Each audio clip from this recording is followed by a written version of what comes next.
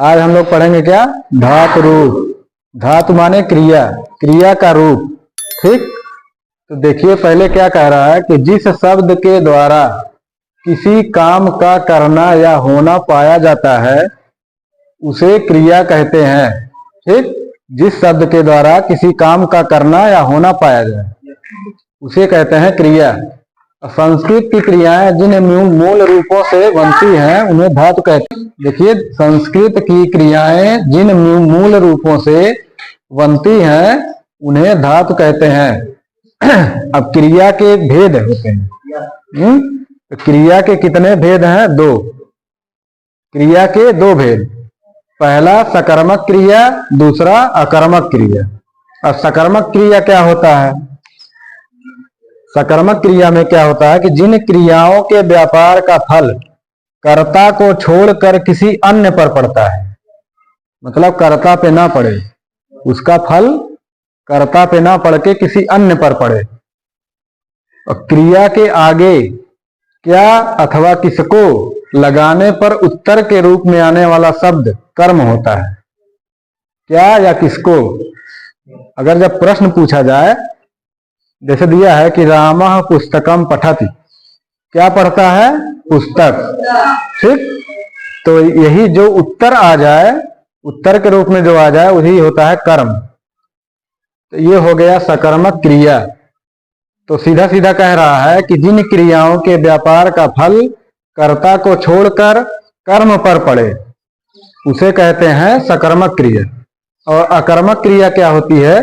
जिन क्रियाओं का फल कर्ता पर ही पड़ता है, जिन क्रियाओं का फल कर्ता पर ही पड़े उसे कहेंगे अकर्मक क्रिया। जैसे रामः सेते, राम सोता है। देखिए इसमें क्या किसको अगर पूछेंगे तो नहीं उत्तर आएगा, है ना। इसमें देखिए बीच में कर्म नहीं है, और इसमें क्या है? इसमें देखिए बीच में कर्म है ना, इसीलिए ये अकर्मक क्रिया है, इसमें कर्म नहीं है।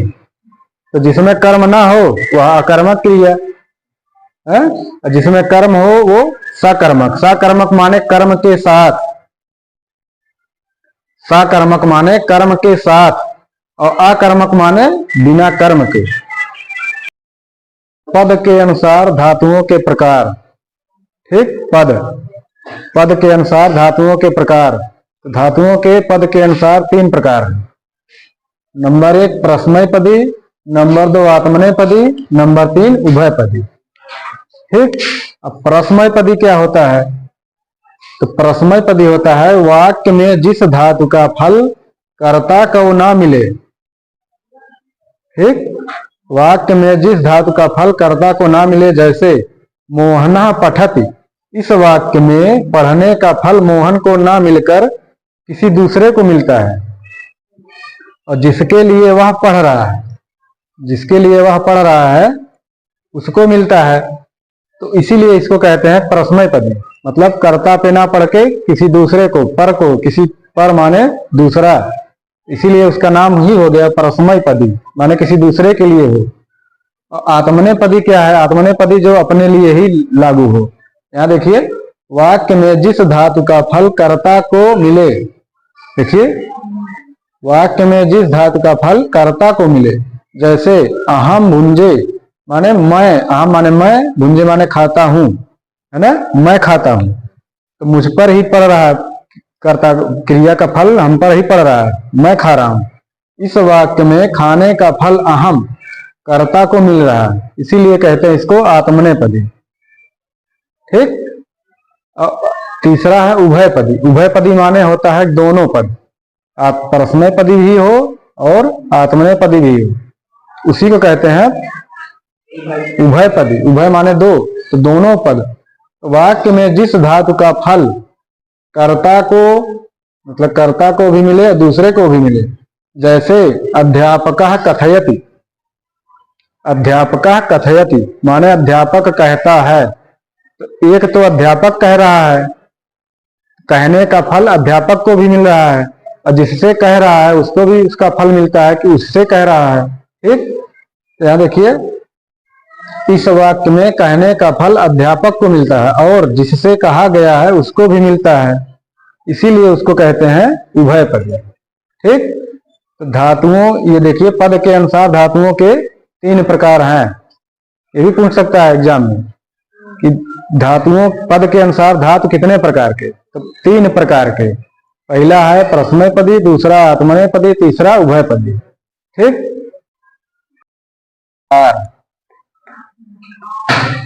क्या है लकार? धातु रूप लकारों में विभक्त है। ठीक, तो लकार, लकार क्या होता है? लकार होता है प्रत्येक क्रिया किसी ना किसी समय में होती है। कोई क्रिया किसी ना किसी समय में होती है। इस काल को सूचित करने के लिए संस्कृत में 10 लकारों की कल्पना की गई है। ठीक, ये लकार हैं। देखिए लकार कितने हैं? 10। संस्कृत में अगर पूछे कि कितने लकार होते हैं तो 10 लकार। मित्रों, आप लोग वीडियो को लाइक नहीं कर रहे हैं और चैनल को सब्सक्राइब भी नहीं कर रहे हैं। क्या वीडियो अच्छी नहीं लग रही है? इसको कमेंट में बताइएगा। इसमें देखिए पहला लकार क्या है? लट लकार। लट लकार को कहते हैं वर्तमान काल। तो आगे हम लिख दिए हैं, ये केवल याद करने के लिए, जैसे ला प्लस अ प्लस टा, तो सीरियल वाइज करने के लिए हम आ ई उ री लगा दिए हैं। जैसे लट लिट लुट लिट। दूसरा लकार क्या है? लिट लकार। लिट लकार मतलब होता है परोक्ष भूतकाल, जो हमारे आंखों के सामने ना घटा हो।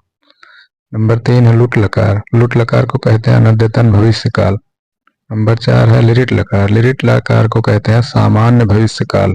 लेट लकार है वेदों में। इसमें देखिए नंबरिंग नहीं की गई है, यह वेदों में पाया जाता है। फिर नंबर 5 क्या है? लोट लकार। लोट लकार को कहते हैं आज्ञार्थक, मतलब आज्ञा देना। नंबर 6 है लंग लकार। लंग लकार को कहते हैं अनद्यतन भूतकाल, जो आज ना घटित हुआ हो, आज के पहले घटित हुआ हो, उसी को कहते हैं अनद्यतन भूतकाल। लुंग लकार को कहते हैं अद्यतन भूतकाल, मतलब सामान्य भूतकाल। नंबर 8 है लिरिंग लकार। लिरिंग लकार को कहते हैं क्रियातिपत्ति।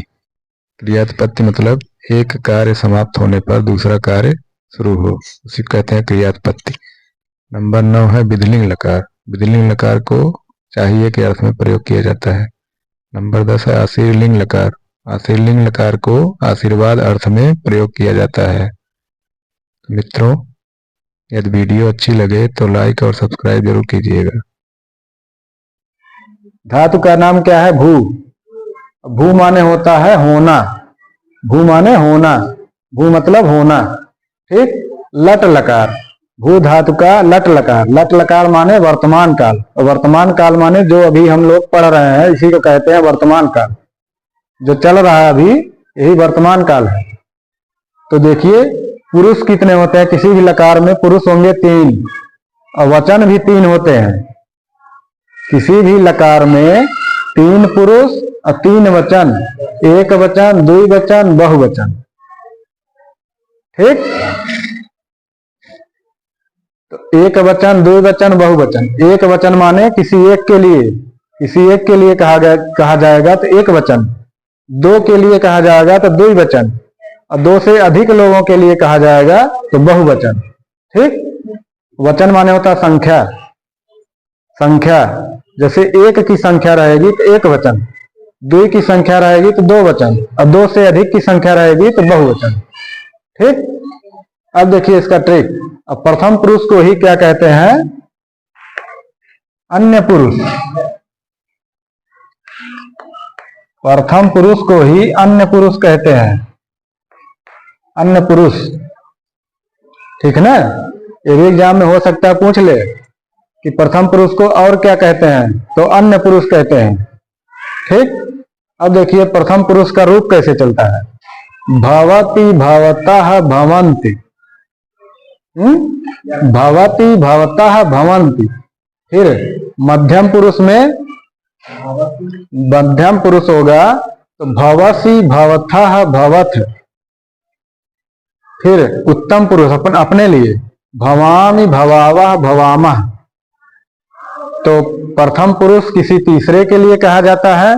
मध्यम पुरुष तुम, जैसे जहां तुम शब्द आएगा, तुम सब, तुम तुम दोनों, ये सब तुम शब्द आएगा उसमें, तो वो क्या हो जाता है? मध्यम पुरुष। जहां मैं अथवा हम आता है वह क्या होता है? उत्तम पुरुष। जैसे वाक्य में आ जाए कि मैं जाता हूं, तो क्या हो जाएगा? वाक्य उत्तम पुरुष में जाएगा, ठीक है ना? उत्तम पुरुष में जाएगा तो मैं अथवा हम रहेगा, अहम है। और मध्यम पुरुष में जाएगा तो रहता है त्वम, त्वम, युवाम, यूयम, इसको बताया भी गया है। प्रथम पुरुष में रहता है तो सह, तव, ते। सह माने वह, तव माने वे दोनों, ते माने वे सब, ठीक। इसके पहले वाले वीडियो में बताया भी गया है। तो देखिए एक ट्रिक है, ट्रिक। मान लीजिए वह कहीं आ गया ऑप्शन, मतलब बहुविकल्पी प्रश्न आ गया, तो बहुविकल्पी प्रश्न में 4 ऑप्शन रहता है, चारों एक ही तरह का लगता है चारों सही होगा, है ना?